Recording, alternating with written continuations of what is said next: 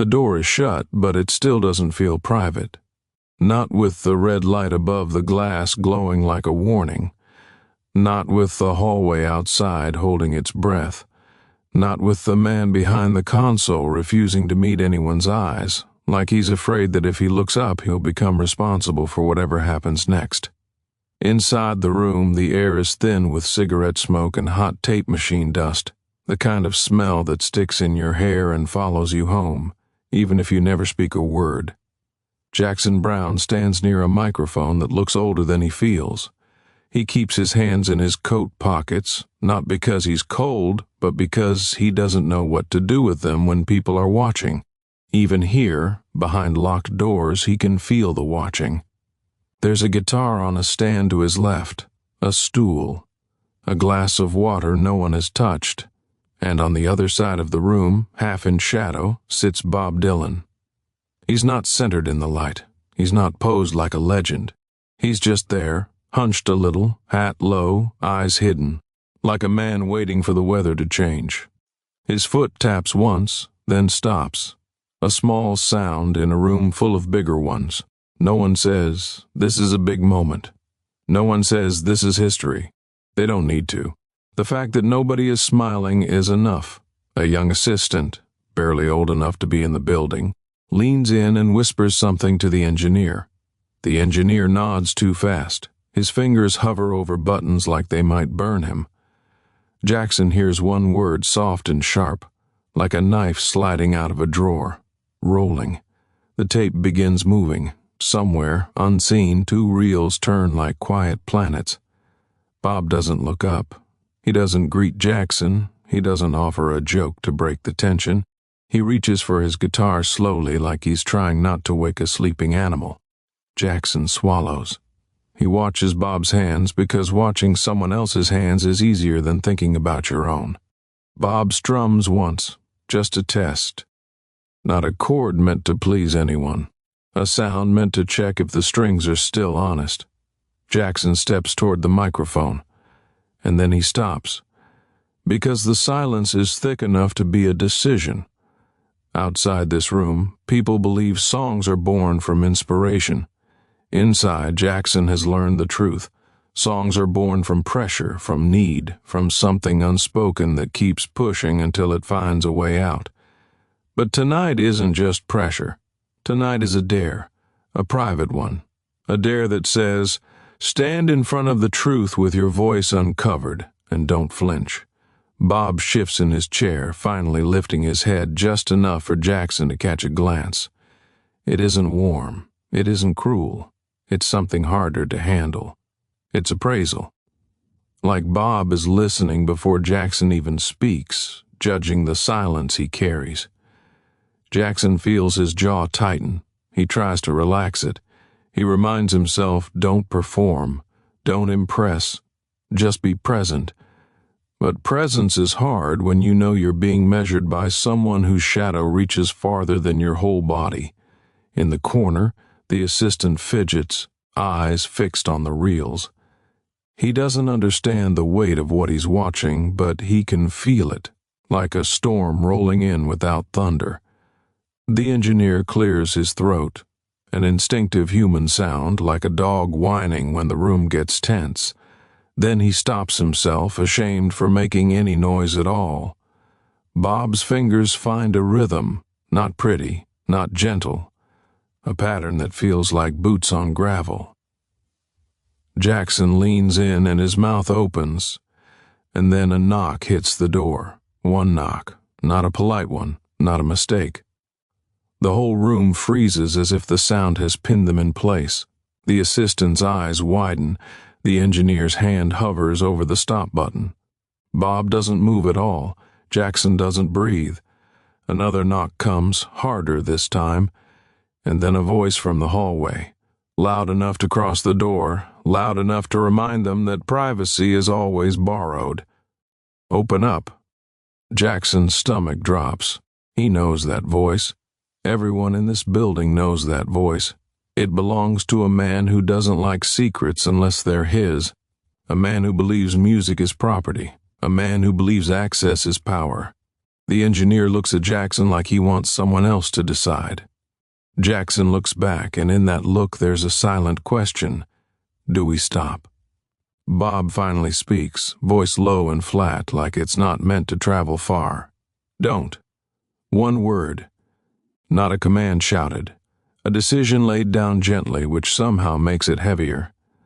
Jackson's throat feels dry. His hands are still in his pockets. He can feel the tape still moving. The reels don't care about knocks. The reels just turn. The voice outside comes again, closer now, sharper. I know you're in there. Jackson's mind races, not with fear of getting caught doing something illegal, but fear of being dragged into a public moment he didn't choose. Fear of having the room filled with people who will turn this into a contest, a spectacle, a story to tell later at someone else's expense. He has lived long enough in the music world to know the worst thing that can happen to a fragile thing is being laughed at by the wrong crowd. Bob strums again. Same rhythm, boots on gravel. Jackson draws in a breath that feels like it hurts, and he starts to sing. His voice comes out quieter than he expects, as if it's trying to stay inside him. The words aren't polished. They aren't meant for radio. They aren't even meant for anyone but the two men in the room and the tape that will remember. It's a song about a phone call that never came. A song about sitting on the edge of a bed with the light off because turning it on feels like admitting you're alone. A song about watching someone you love walk away and realizing you didn't even try to stop them because pride told you it was better to lose than to beg. Jackson sings like he's confessing, not performing. The voice outside the door keeps talking, but now it's muffled by the song. The knocks continue, but they land on a rhythm Jackson refuses to follow. The engineer looks like he might cry. The assistant looks like he might faint. The tape keeps rolling. Bob listens without expression, but his fingers shift slightly. Guiding the chord changes like a man steering a car on a slick road. He doesn't make the song softer. He doesn't make it prettier. He makes it steadier. Jackson feels something strange happen. The fear doesn't vanish, but it becomes smaller. It becomes just another sound in the room. The song grows, not in volume, but in courage. Jackson's eyes drift toward the glass. He can't see into the hallway, but he can feel the presence out there like heat. A thud hits the door, someone leaning on it now, trying to force the moment open. Jackson's voice trembles on a line just for a second, and Bob's guitar comes down harder, not as comfort, but as a kind of blunt support, like saying, keep going, even if your voice shakes, especially if it shakes. The man outside the door starts laughing, a short, ugly laugh that wants to infect the room. Oh, this is cute, the voice says. This is real cute. Jackson keeps singing anyway. That's the first transformation, though no one names it. Not that the fear disappears, but that Jackson refuses to give it the final word. The song ends with Jackson holding a note that feels like it's pulled from somewhere he didn't know he had. He lets it fade instead of cutting it off. He doesn't fill the space after it with chatter. The silence after is so heavy it feels like another verse. Bob stops playing. He doesn't clap. He doesn't compliment. He just nods once, almost imperceptible, like he's acknowledging the fact that Jackson didn't run. The knocking stops. For a moment there is no sound from the hallway at all. Then the doorknob turns. Slowly, the lock clicks, the door opens, and the man steps in like he owns the air. He's dressed too well for this room. His hair is perfect. His smile is the kind you see on men who are used to getting what they want and calling it charm. He looks at Bob first, as if Jackson doesn't matter. Didn't know you were in town, he says, tone light, eyes sharp. Bob says nothing. Then the man looks at Jackson. He gives him a smile that isn't cruel enough to be obvious, but isn't kind enough to be safe. Jack, he says, like he's doing him a favor by using the nickname. What's this, private concert? Jackson feels the heat in his face. He hates that it's there. He hates that it's visible. He hates that his body betrays him before his mouth has a chance to decide what to do. The engineer stands up too quickly. The chair squeaks. The man's eyes flick to him, and the engineer immediately sits back down like a child caught moving when told to stay still.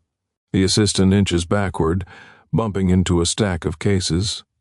The man strolls toward the console, glancing at the reels like they're a prize.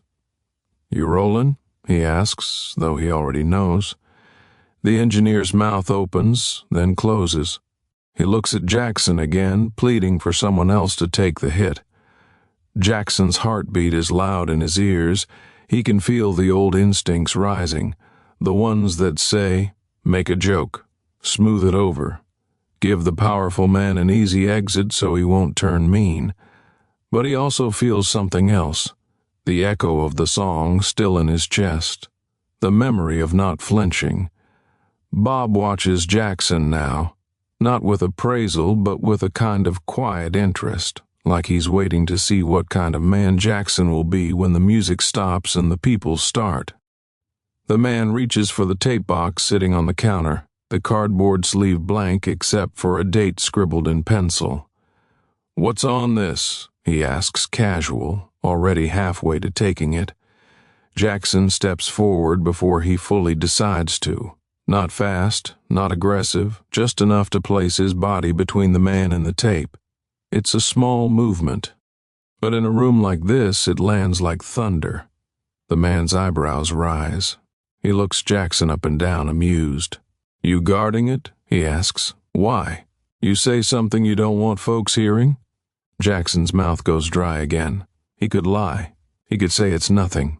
He could let the man take it and later try to get it back through favors and phone calls. That's how this world usually works. But Jackson thinks about the song being about pride, about losing instead of begging. He thinks about how easy it would be to fall into the same pattern. And he thinks about Bob's one word earlier. Don't. Jackson speaks carefully, voice calm enough to surprise even himself. "It's not finished," he says. The man laughs again, but this time it's smaller, sharper. "Nothing's finished," he says. "That's why we record it, so people can hear it become something." Jackson keeps his eyes on the man's face. He doesn't look away. He doesn't puff up. He doesn't posture. He just says the next part, quiet, like it's not meant to fight. "It's not meant for people," Jackson says. "Not yet." The man's smile falters for a fraction of a second, not because Jackson insulted him, because Jackson didn't bend. Bob finally speaks, his voice like gravel dragged over steel. "Leave it." 2 words, no anger, no explanation. The room changes, the air shifts, the man's eyes flick to Bob, and for the first time uncertainty touches him. He covers it quickly with charm. "Come on," he says, palms open. "I'm not the enemy." But the truth is, everyone here knows he isn't the enemy. He's worse than that. He's a friend who uses closeness like a tool. A man who can ruin you with a laugh and call it teasing. A man who thinks secrets are insults. Jackson feels the pressure behind his ribs. He feels the crowd outside this door in his imagination. People who will take sides, who will turn this into a story where someone is humiliated and someone is victorious. He doesn't want that story. He doesn't want to win. He just wants the tape to remain what it is right now, a private wound that hasn't scabbed over yet. The man taps the tape box with one finger. "What's the big deal?" he asks, softer now. "It's music. Music wants to be heard." Jackson's gaze drops to the reels. He watches the tape still moving, still remembering, and he answers without raising his voice. "Some things want to be heard," he says. "Some things need to be survived first. It's not a speech. It's not a lesson. It's just the truth," finally said out loud. The man stares at him. In that stare, Jackson sees something he didn't expect. Not just pride, not just hunger, fear. Because if Jackson gets to keep something private, it means the man doesn't own everything. It means there are doors he can't open just because he knocks. The man's jaw tightens. He looks around the room, searching for support, like he expects someone to laugh and break the tension for him. No one does. The engineer won't meet his eyes. The assistant is frozen. Bob is still as stone. Jackson stands there, not challenging, not pleading, just holding the space. Finally, the man exhales, a long breath that sounds almost like a sigh. He lifts his hands a little, like he's surrendering something he never had the right to take. "Fine," he says, voice lighter again. "Keep your precious little mystery." He steps back, but before leaving, he leans in toward the console and speaks to the engineer, soft enough that it feels like a threat disguised as advice. "Make sure that ends up where it belongs." Then he turns to Jackson one last time, smile returning, practiced. "You know," he says, "you don't have to be so serious. It's just a tape." Jackson doesn't answer, because answering would turn it into a fight, and he's not here to fight. The man walks out, letting the door swing shut behind him with a soft click that somehow feels louder than the knocking did. For a long moment, nobody moves. Then the engineer's shoulders drop like he's been carrying a weight. The assistant wipes his palms on his jeans, shaking. Bob looks down at his guitar, then up at Jackson. "You got more?" he asks. It's the closest thing to kindness Bob offers. Jackson's throat tightens. He nods once. He steps back to the microphone. This time, when he puts his hands in his pockets, it isn't fear, it's steadiness. He sings again, not the same song. A different one, quieter, like it's afraid to exist. It's about a man who keeps his anger folded neatly inside him because he was taught that anger is ugly, and ugly things don't get love. It's about watching your own life from a distance, like you're always waiting to become someone better before you let yourself be fully seen. It's about forgiving someone who never asked for forgiveness because you're tired of carrying their name like a stone in your mouth. Bob's guitar follows, not smoothing Jackson's edges, but honoring them. The chords are spare, honest, like a room with no decorations. The tape collects it all, and in that collecting, something fragile becomes real. Hours pass without anyone marking them. The smoke grows thicker. The water stays untouched. Outside, the building quiets down as people go home, unaware of what is being captured behind a locked door. At some point, Jackson's voice cracks on a line. He stops. He turns his head away from the mic, embarrassed. He expects Bob to say something sharp. He expects the room to tighten again. Instead, Bob waits. He doesn't fill the silence with comfort. He just gives Jackson enough space to decide whether to return.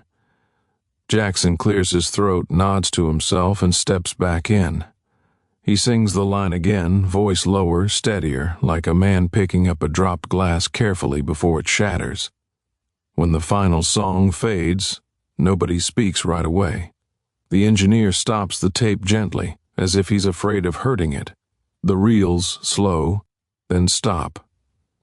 The red light goes dark, and the room feels suddenly exposed, like the music was the only thing keeping the walls from closing in. Jackson rubs his face with one hand. He looks older than when he walked in. Bob sets his guitar down and stands slowly, joints stiff, posture tired. He looks at Jackson with something that could almost be respect, but in Bob's language, it's simpler than that. Recognition. "Don't let them get it," Bob says. Jackson nods. The engineer pulls the tape off the machine and places it in the box like he's putting a child to bed. He writes nothing on the label. No names, no song titles, just a date and a small mark only he will understand. The assistant watches wide-eyed. "What happens to it?" he asks, voice small. Nobody answers at first. Then Jackson takes the box from the engineer, holding it with both hands. It's lighter than it should be for what it contains. He looks at the assistant, and he sees himself in that kid's face. Young, hungry, believing that if you just capture something rare, it will save you. Jackson speaks softly. "It goes away," he says. The assistant frowns. "Why?" Jackson doesn't have a clean answer. There isn't one. He could say it's to protect art. He could say it's to protect privacy. He could say it's to protect Bob or to protect himself. But the truth is messier. So he just says, because it has to. Bob leaves first, slipping out like smoke, not waiting for goodbyes. He doesn't tell Jackson he did well. He doesn't promise to see him again. He doesn't thank him. He just disappears into the hallway, hat low, shoulders hunched, carrying whatever he came in with. Jackson stays behind, listening to the building settle. He hears distant laughter somewhere downstairs, a door closing, a phone ringing and then stopping.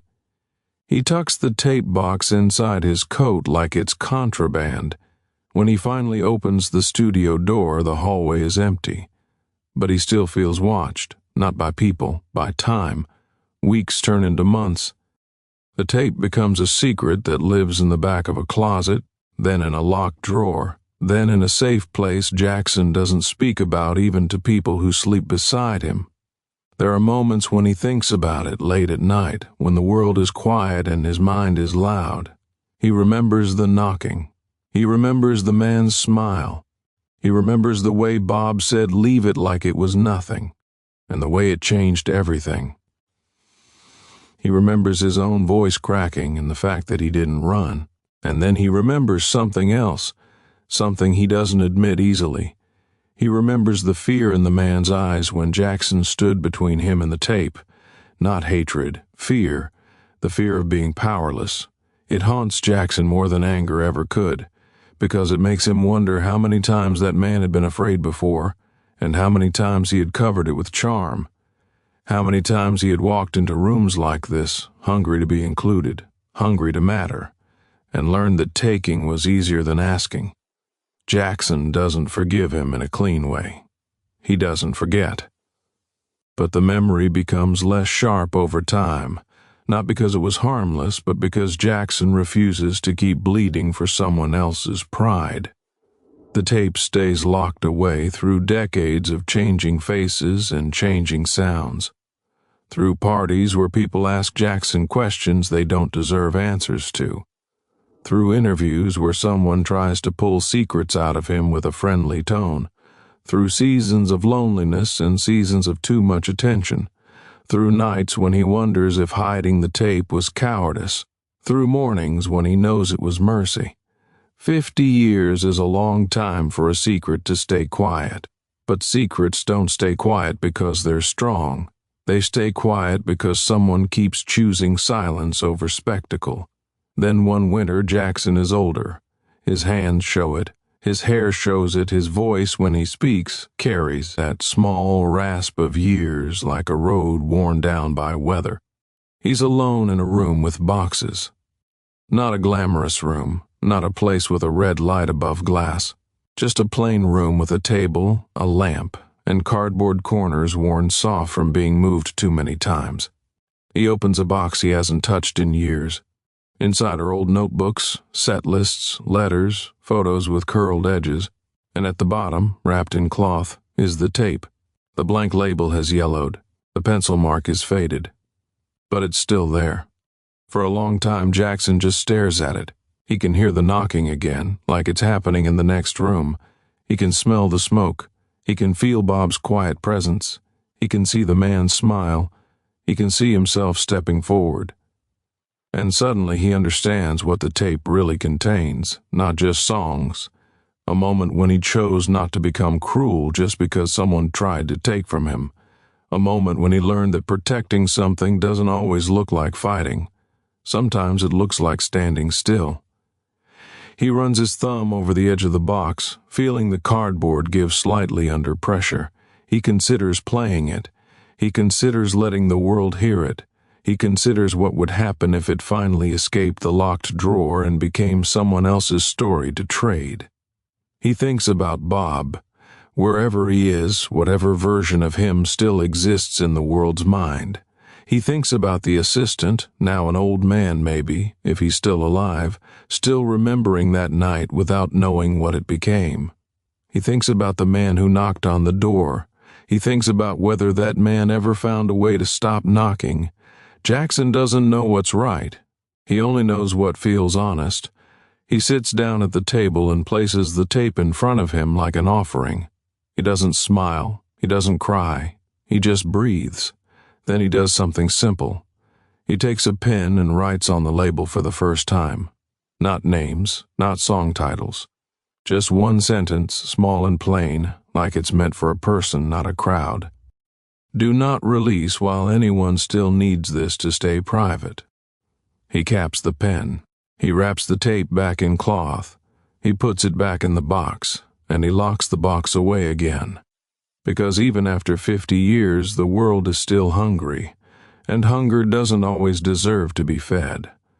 That night, when he turns off the lamp and the room goes dark, Jackson stands in the doorway for a moment.